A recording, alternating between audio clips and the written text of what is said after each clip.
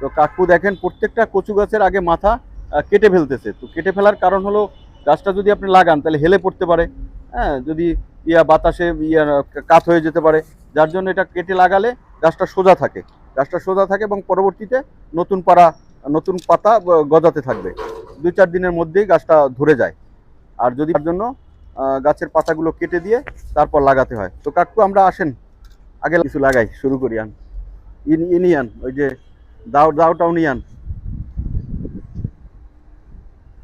একদম সারিবদ্ধভাবে সুন্দরভাবে লাগাই যান। আপনি লাগাবেন কাকা কিছু? হ্যাঁ হ্যাঁ হ্যাঁ, আপনি আমার বাউ করে আরো লাগবে, আরো একটু গর্ত করেন। হ্যাঁ,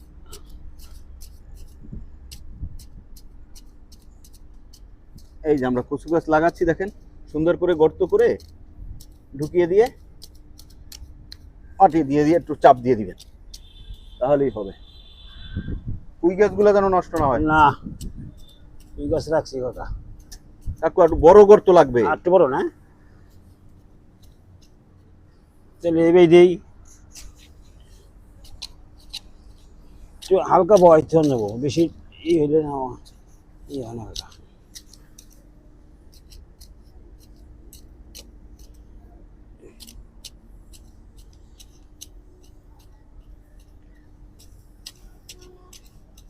এই দেখেন, এটাকে বলে বই, লত্তি লত্তি আর কি, লত্তি।